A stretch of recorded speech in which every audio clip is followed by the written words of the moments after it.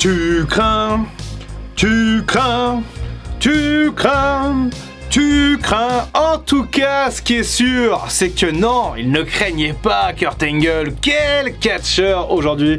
On s'intéresse à ces matchs à WrestleMania. On va faire donc l'analyse de tous ces matchs, de la Wrestling Suplex Machine. Bref, Kurt Angle était un catcheur incroyable sur le ring et il nous a gratifié de quelques matchs absolument superbes à WrestleMania. Aujourd'hui, on analyse tout ça. Pensez à venir faire un petit tour sur la chaîne Dr Everything, qui est ma chaîne 100% axée divertissement. Donc voilà, là, si jamais vous voulez lâcher un peu prise après une grosse journée de boulot, cette chaîne Dr Everything est faite pour vous. Vous allez apprendre plein de choses et découvrir pas mal de thèmes autour des jeux vidéo, du sport, de l'histoire, bref. N'hésitez pas à vous abonner à Dr Everything si ce n'est pas déjà fait et à découvrir la chaîne.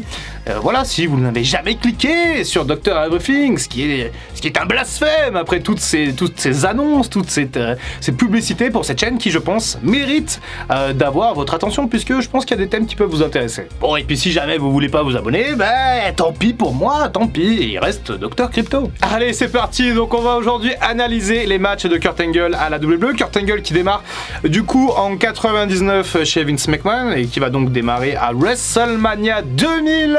À WrestleMania 2000, donc il va faire un match assez particulier, un match dont j'avais déjà parlé quand je parlais des matchs de Jericho il y a 2 mois, puisqu'on est sur le triple menace, du coup avec le titre européen et le titre intercontinental mis en jeu. En fait, c'était le premier qui fait le tomber gagne un titre, le deuxième qui fait le tomber gagne un autre titre, et le troisième il se retrouve sans rien. Devinez qui s'est retrouvé comme un con sans rien? Kurt Angle, bien entendu, puisque c'est le grand perdant de cette rencontre de WrestleMania 2000. Dommage pour lui, en même temps c'était son premier WrestleMania.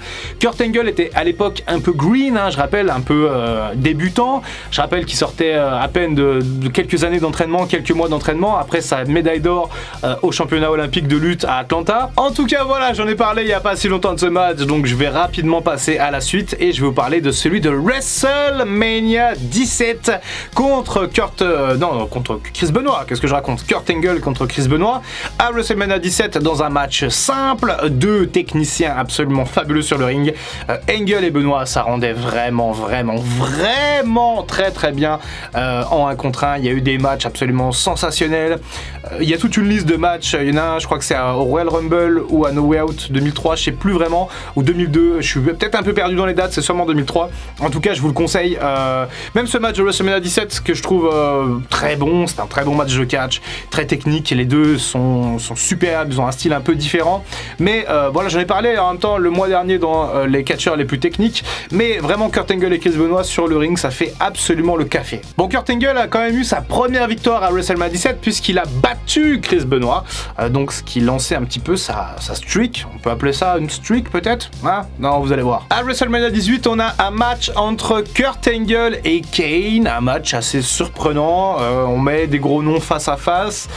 C'est un match assez étrange. Je ne l'aime pas beaucoup ce match, je trouve qu'il y aurait eu d'autres choses à faire, même si c'est passé quand même quelques séquences assez mémorables. Kurt Angle gagne ce match qui passe un petit peu dans l'oubli. C'est pas l'un des matchs les plus marquants de la carrière de Kurt Angle, et notamment à WrestleMania.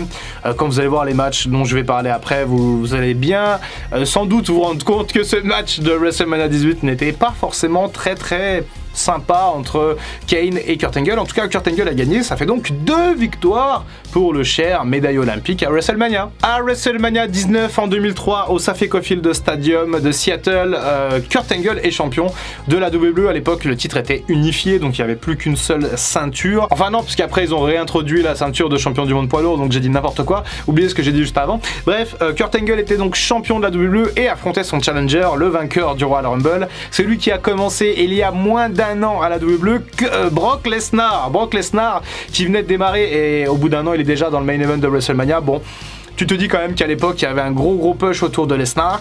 Ce match entre Lesnar et Kurt Angle était absolument fabuleux.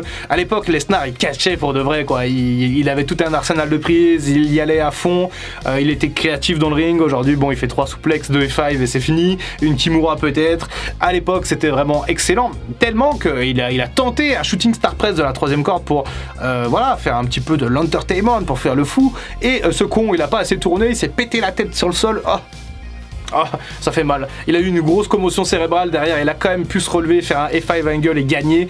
Mais il aurait très bien pu rester paralysé. Il aurait très bien pu se tuer. En tout cas, ce botch fait partie de l'histoire, c'est certain. Et Kurt Angle perd donc son titre de champion à WrestleMania 19. L'année d'après, à WrestleMania 20 en 2004 au Madison Square Garden de New York. Et à l'époque, je regardais ça en live. Je regardais les épisodes de Velocity sur, je crois que c'était sur la chaîne Action à l'époque, sur TPS, bref, une autre époque.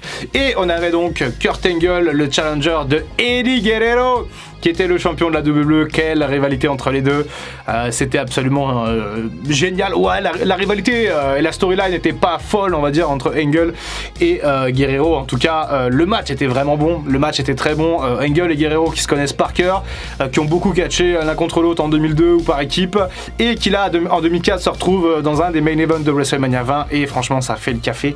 Ce match est vraiment superbe. À l'époque, beaucoup de fans pensaient que Kurt Angle allait battre Eddie Guerrero, mais Eddie Guerrero a triché, il a filouté lors du ankle lock. À la fin du match, il a défait ses lacets et retiré sa botte de catcheur pour tout simplement laisser la chaussure dans la main, enfin dans les bras d'Angle, et ensuite lui faire un petit paquet et envoyer Kurt Angle dans la roll-up zone. Et il a gagné, ce cher Eddie, donc ça faisait une défaite pour Kurt Angle, mais en tout cas un match complètement inoubliable, en tout cas pour moi. Et en parlant de match inoubliable, que dire de cette rivalité, de cette confrontation en 1 contre 1 entre Kurt Angle et Shawn Michaels lors de WrestleMania 21. Là, c'est tout simplement une guerre d'ego, pas de titre, rien.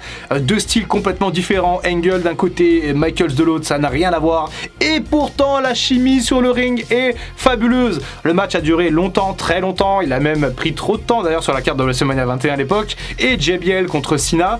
Le match entre JBL et Cena pour le titre de champion WWE a dû être raccourci à cause de Kurt Angle et Shawn Michaels. Bref, c'est pas grave puisque c'était c'était une masterclass ce match. C'était absolument génial. Beaucoup de psychologie, cette fin de match avec cette soumission, ce ankle lock là. Je sais pas si je vous spoil, mais en tout cas il se passe un truc de fou à la fin. Si je vais vous spoiler, parce que de toute façon je vous donne le résultat. En gros, Kurt Angle parvient à faire abandonner Shawn Michaels en lui cassant la cheville comme ça dans tous les sens. Et on voit Shawn Michaels qui se tient les cheveux, sans ce qui lui restait de ses cheveux, il se prend la tête. Et ce match de WrestleMania 21, mais qu'est-ce qu'il est bon, ça fait partie de mes préférés, c'est largement dans mon top 10 ou top 5 des matchs de WrestleMania. Kurt Angle et Shawn Michaels, ça a toujours été très très bon, et je vous conseille particulièrement ce match de WrestleMania 21. À WrestleMania 22, on est dans un contexte un petit peu spécial. Kurt Angle est champion du monde poids lourd, il a récupéré le titre suite à la blessure de Batista, et Randy Orton est son challenger normal, et il y a Rey Mysterio qui se greffe au match, ça devient un triple menace. On est dans un contexte spécial parce que Eddie Guerrero décède fin 2005 et la WWE va un petit peu capitaliser sur ça pour lui rendre hommage. On va plutôt tourner ça comme ça et faire gagner Rey Mysterio, donc le Rumble, et ensuite le titre de champion du monde poids lourd à WrestleMania 22. Le match est très bon, entre les trois. Angle est superbe dans ce match, Rey Mysterio aussi, Orton aussi, tout le monde fait le café, et à la fin tout le monde met over Rey Mysterio qui remporte le titre de champion en hommage à Eddie. C'était absolument magnifique.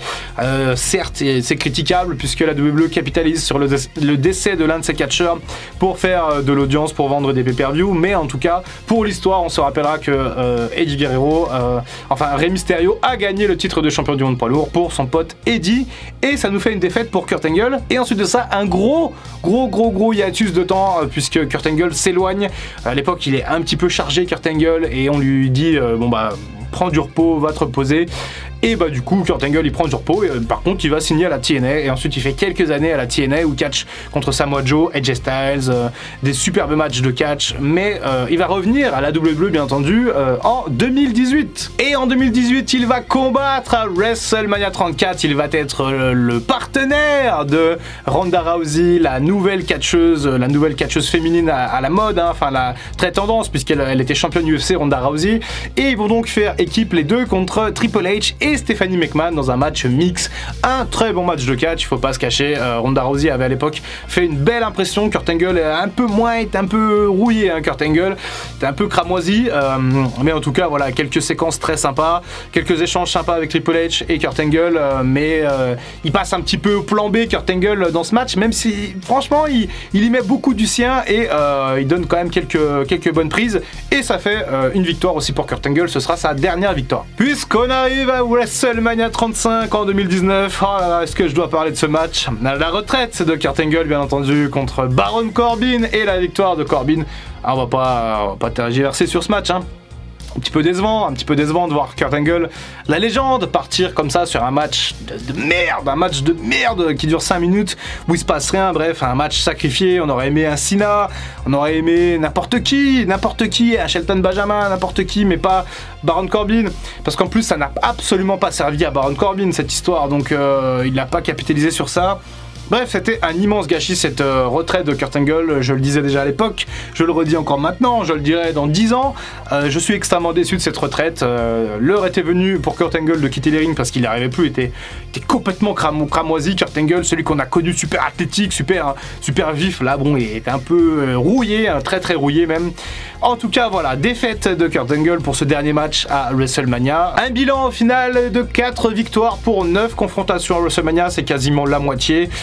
C'est plutôt standard. On a une carrière assez honorable pour Kurt Angle à WrestleMania, même si il y a moins d'une dizaine de matchs, donc il y a quand même quelques occasions manquées. En tout cas, voilà, n'hésitez pas à me dire ce que vous avez pensé de cette liste, de tous ces matchs de Kurt Angle à WrestleMania. Et tiens, dites-moi dans les commentaires qui est-ce que vous auriez aimé voir à la place de Baron Corbin pour la retraite de Kurt Angle. Un petit bisou à tous ceux qui vont s'abonner à Dr Everything, bien entendu, cette chaîne 100% orientée divertissement. Merci à tous ceux qui viennent s'abonner, qui découvrent, que ce soit Dr Wrestling, Everything ou Crypto, ça fait toujours plaisir. Et puis comme il y a toujours de nouveaux abonnés sur Dr Wrestling, je suis aussi un petit peu tout le temps obligé de faire un peu de pub pour mes autres chaînes, afin que les nouveaux abonnés puissent aussi découvrir que j'ai tout un univers qui est assez divers et varié. C'était Dr Wrestling, je vous retrouve très bientôt pour un prochain projet, et en attendant, comme d'habitude, prenez soin de vous.